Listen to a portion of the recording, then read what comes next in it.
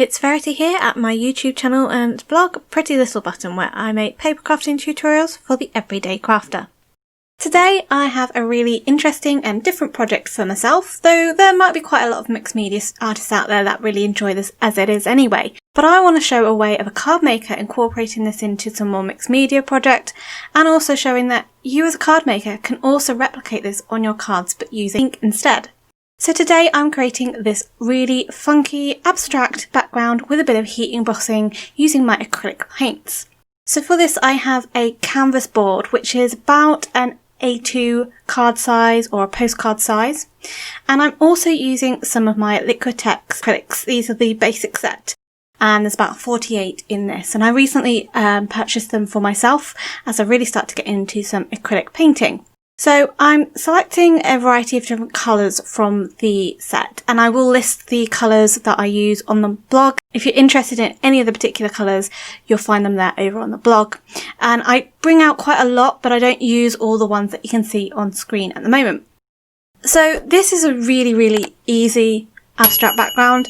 I'm paring it down, it's going really simple, so you can easily use this in your card making, but using coloured inks instead. Create a lovely blended background and then ink swipe over the top. So I'm just getting myself ready, and I've got a tear off palette here just to put the paints down, and I'm using quite a wide flat brush. I'll have the size of the brush in the blog as well, so if you're interested in those sizes. Now I'm first of all just applying the ink directly to the board because I want to create, first of all, a blended background. So there's no point wasting any of my paint on the palette just yet. I decided to use the palette as a bit of a base to protect my glass mat. Now, even if I got the acrylic on there, it wouldn't have been the end of the world because I could easily wipe it off, as acrylics are water-based. So on a non-porous surface such as glass, I could then clean it off quite easily. So I start off with sort of a primary blue, phthalo blue to begin with, and add this at the top. And then I'm going to go in and start blending. Now I alternate the colours a little bit, so I'm going for a bit more of a paler blue, bit more of a baby blue. And I'm just cleaning my brush off and then drying my brush because I don't really want to add a lot of water. Now it's really important when I'm adding the paint that I am putting it on next to the colour I want to blend and making sure that I'm doing it quite quickly, as in the paint hasn't had time to dry, because to get that smooth blend I need both paints to be wet to be able to blend that lighter blue up into the darker blue. I'm then going in for sort of a purple colour, and this is quite a bright purple. Now you don't see this as much later on in the video. I do blend colours into it quite a bit, but I'm just showing you that there is a variety of different colours in this background. This actually blends really nicely into that light blue, and you get a really lovely transition.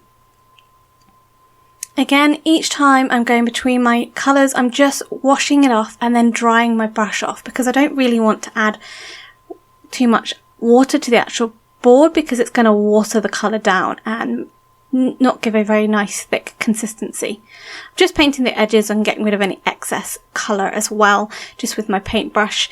I'm not too bothered about the sides, but if you are, you might want to sort of tape them off perhaps. I then put a cobalt blue down at the bottom. So this is a really blue colour scheme, and I love blues, so I had so much fun just experimenting with all the different colours.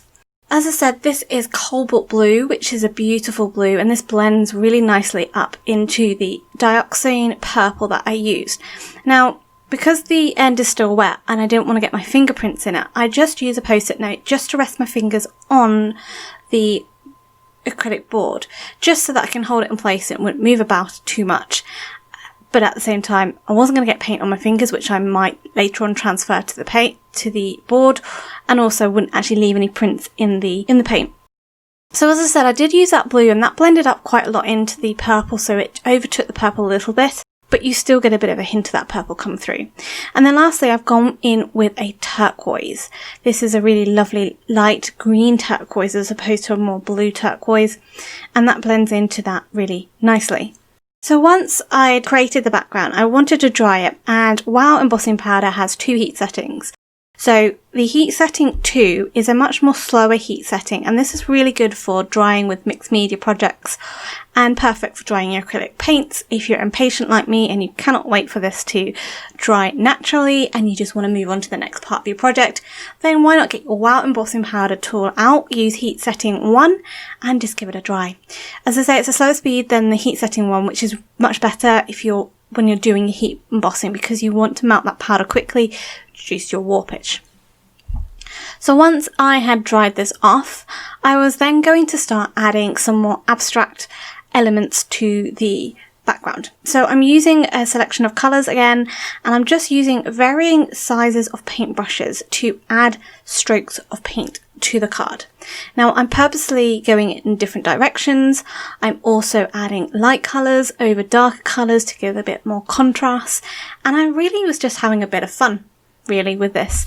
And I think with abstract paintings, my opinion, I'm a complete beginner with acrylic paints and painting, so I'm not an expert, but I don't see why you can't have fun with a bit of abstract painting.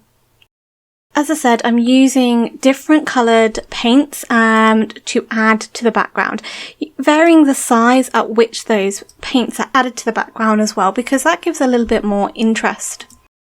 I'm going in with some really sort of turquoisey blue, and at times I did add a bit more to the top because I felt like draw in some of the colours that were used in the background with these abstract paint strokes, but there wasn't enough turquoise at the top of the card really for you to connect it with the turquoise at the bottom, so I did add a little bit more to the top and blended it out. And then going in with a bit more of a darker turquoise, I'm overlapping some of the paint strokes and paintbrush strokes just to give it a little bit more interest, and I really had fun. And I think that's the main thing, is it not? I also used a thinner paintbrush just to add some thin lines, just to intersect some of those thick brushes, and it just gives a little bit more variation.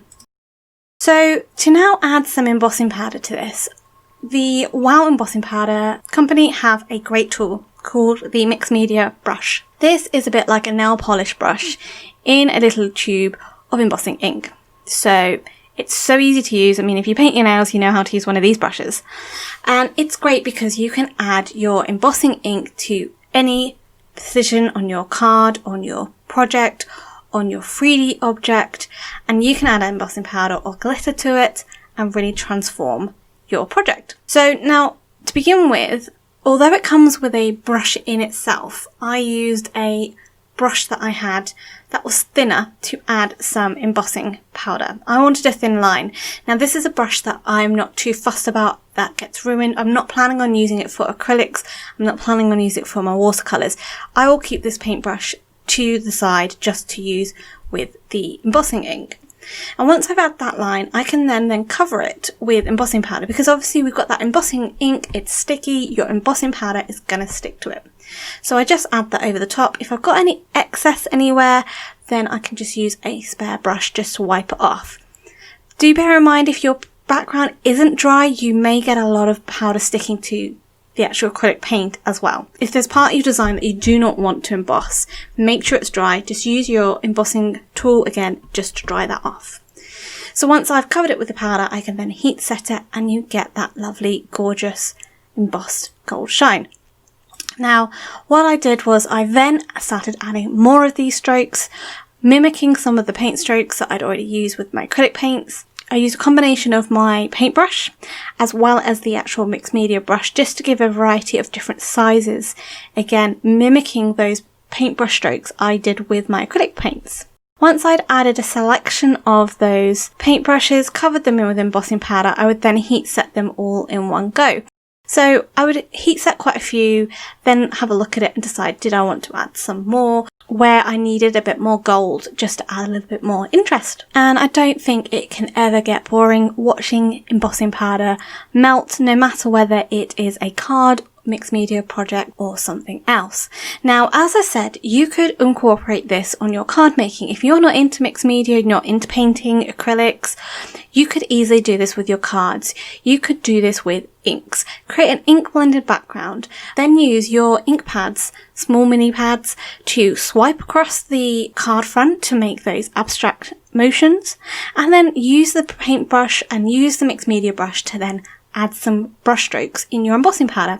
Heat set, and then you can use that as a beautiful background for your cards. Now I wanted to finish this painting off. I just wanted to add, it needed a little something, and I decided it needed a sentiment. And I found this sentiment from Altenew, and it says, "Always be a dreamer," which I thought was really lovely.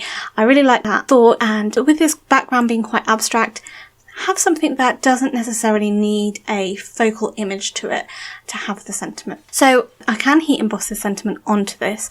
Now I'm using my MISTI because I don't want to ruin my sentiment at the last minute and ruin the actual painting, but I just removed the foam pad out of my MISTI because my board is quite thick. It doesn't need that support from the foam pad. I can then position it down, pick the sentiment up with my MISTI door, then use my anti-static powder just over the top because I really want to make sure there is no wet residue from the ink or the acrylic paint before I heat emboss the sentiment. I do not want any particles just catching a little bit of wet paint, and then I can stamp it in embossing ink and cover it with bright opaque white embossing powder. This just really pops off that background, the white contrasting with those vibrant purples, greens, blues and turquoises. So I hope you really enjoyed this project. I had so much fun making it. It was so easy and I just love it. What kind of new technique do you think you're going to try in the new year? For me, I'm certainly going to be doing a lot more acrylic. If you enjoyed this technique, just leave a comment in the description box below, as I'd love to know what you think. If you're not a subscriber already, why not think about hitting that subscribe button as well as the bell icon to be notified when the next video is up. If you can give this video a thumbs up, that would be great. For 10% discount at the Wow Embossing Powder shop, just use the code you can see on screen. And until next time, happy crafting!